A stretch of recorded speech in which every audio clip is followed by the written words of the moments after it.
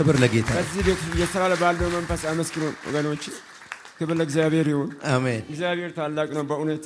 እዚህ ቤት እየሰራ ላለው መንፈስና በነቢዩ ፕሮፌት ሄኖክ ላይ እየሰራ ባለው መንፈስ አመስግኑ። ተነስታችሁ ቆማችሁ ውስጥ እንደገና እሺ። ስሜ አድማሱ እባላለሁ። የመጣሁት ከቢሾፍቱ ነው። ክብር ለእግዚአብሔር ይሁን። አሜን። እግዚአብሔር በእውነት መልካም ነው። እዚህ ቤት ውስጥ ሶስተኛ ዙር ነው ለዚህ የመጣሁት። ከዛሬ ጋር አራተኛ ጊዜ ነው። ጌታ ይባረክ። የዛሬ ወር አካባቢ ላይ 2 ዓመት ሙሉ አሞኝ ነበር። እዚህ ኢንፌክሽን ተብሎ የአንጀት ኢንፌክሽን ተብሎ ከዛ እያመመኝ ቆየሁ። ይሄ እንግዲህ ስራ ገበያው ስለምሰራ ድካም ይሆናል ብዬ በላይ ላይ በጣም ዘገየብኝ ስል ከዛ ቆየብኝና ጌታ ሆይ ምን ይሻለኝ? ይሄ ነገር እየበረታብኝ ነው ሄዶ ለአንተስ ምን ይሳናል? ፕሮፌት ብዙውን ጊዜ ያንተን ቻናል ነው የምናየው። ብዙውን ጊዜ የሆነ ሲያመን የሆነ ልጆችን ምናምን ሲያማቸው ያንተን የምንከፍተው ከዛ ብሎ እንፈወሳለን። በቃ በዛ አመን ደስ ብሎኝ ጌታው ክብር ለስምህ አልኩና በቃ እዚህ መጣሁና አንድ ቀን አምልኬ ሄድኩ። ሲሄድም የባሰ በረተብኝ። ወይኔ ጌታው አልኩ።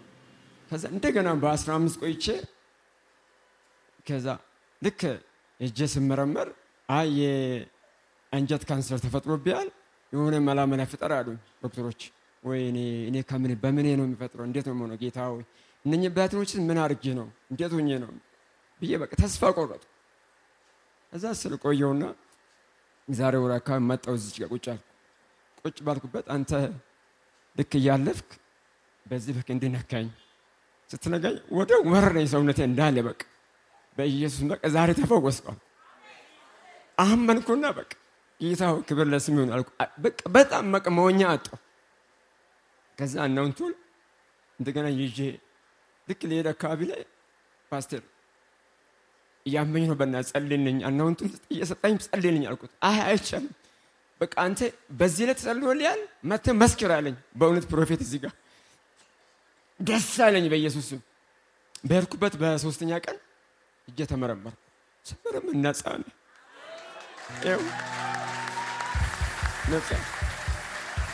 ነፃ ምንም የለም። ለኢየሱስ ይሁን። እዛ ጌታ ሆይ በቃ መቼ እጄን መሰክረው እያልኩ ቆየሁ።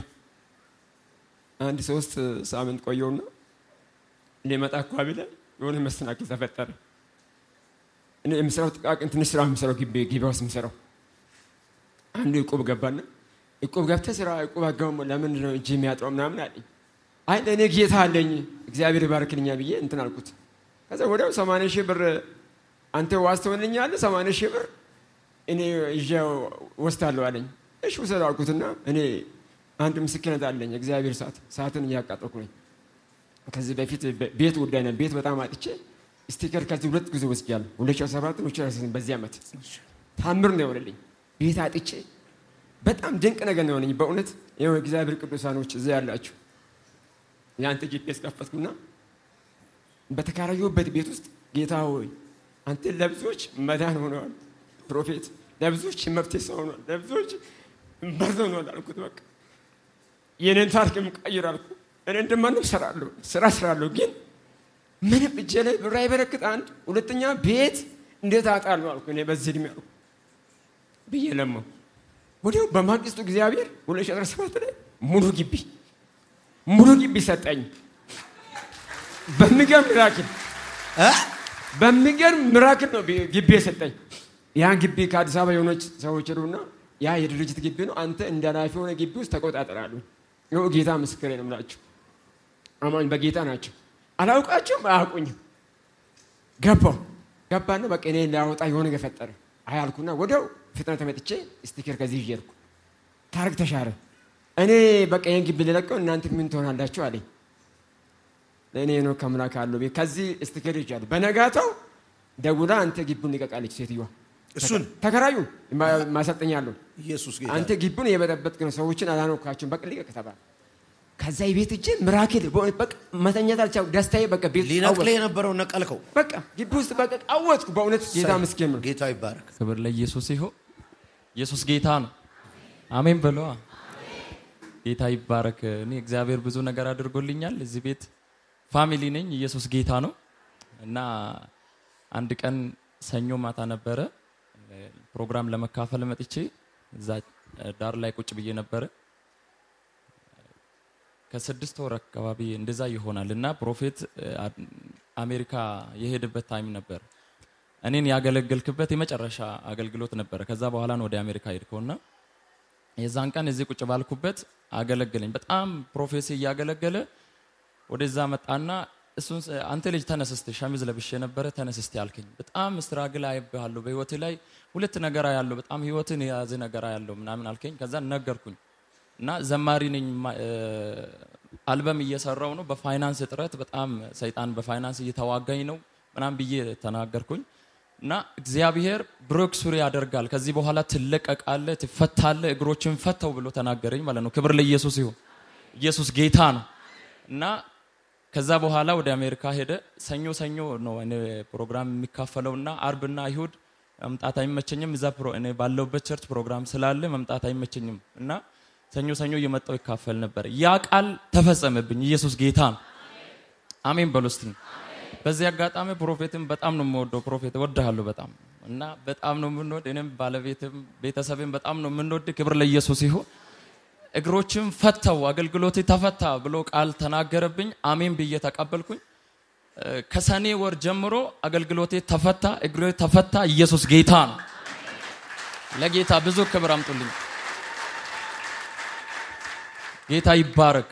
እና እሁድ እኔ ባለውበት በሚያገለግልበት ቸርች በጣም ዘማሪ ይጋበዛል። እነማሂ እየመጡ ያገለግላሉ ያቁኛልና እየመጡ ይጋበዛሉ ያገለግላሉ። ዘማሪዎች ይመጣሉ ግን አገልግሎት ይደወልልኛል አልወጣም።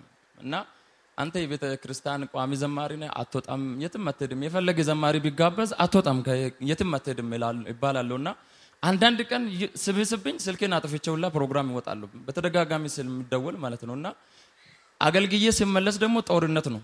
ለምን ወጣኔ ሳልፈቅድል ምናምን የሚባል ነገር ይኖራልና በዛ ግጭት ነበረ። ክብር ለኢየሱስ ይሁን። እና እግዚአብሔር ፈተኝ። ከዛ ቸርች ከወጣው ወዲህ አገልግሎት አቋርጫ አላውቅም። ይሁድ እዛ ባለው ጊዜ አገልግሎት ወጥቼ አላውቅም።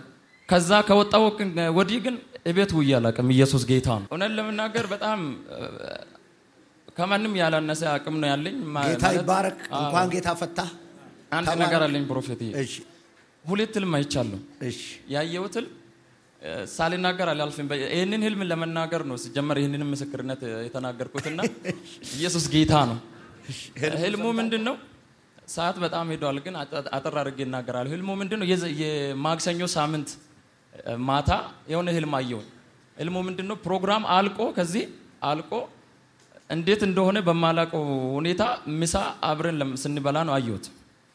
አንተ አለ ማሚ ያለች አይሚ ከዛ ሌሎች አገልጋዮች አሉና እኔም እንበላለና ከናንተ ጋር ተሳተፍኩኝ። ኢየሱስ ጌታ ነው። ተፈጸመ፣ ዛሬ ይፈጸማል። አሜን በኢየሱስ ስም። እና ማሚ እንዴት ትልሃለች፣ አይሚ እንዴት ትልሃለች፣ አይሚ እንዴት ትልሃለች ማለት ሁለታችሁ አንድ ላይ ነበራችሁ። እኔ ደግሞ ከአገልጋዮች ጋር ነበርኩኝና ይሄ ልጅ እኮ በጣም ጥሩ አቅም ነው ያለው ጎበዝ እኮ ነው ለምንድን ነው እዚህ ቤት የማያገለግለው ምናምን ብላ ለአንተ ትነግራለች። እሱም ተፈጸመ። ታገለግላለህ። እሺ ቶሎ ንገረኝ። እና እውነትሽን እኮ ነው አልከኝና እሷን ከሰማ በኋላ ወደ እኔ ተመልሰ አንተ ለምንድን ነው እኛ ቸርች የማታገለግለው ምናምን አልከኝ። አይ የእግዚአብሔር ጊዜ ሲሆን አገለግላለሁ ምናምን አልኩኝና እዛ ነው በዛው ህልም ውስጥ ሲያገለግል አየሁኝ ማለት ነው። አገለገልኩኝ። ከዛ አገልግዬ ከወረድኩ በኋላ እንዲህ አልኩ፣ አያችሁ አይደለ እግዚአብሔር ሰው ነው የሚያነሳው። አሁን የዚህ ልጅ መገለጥ የዚህ ልጅ እዚህ ቦታ ቆሞ የማገለገል ምክንያቱ ሃይሚ ነች። እግዚአብሔር ይባርክሽ በሏት እስቲ ሃይሚን ብሎ ፕሮፌት ሲናገር ነው ያየሁትና እስቲ እግዚአብሔር ይባርክሽ በሏት እስቲ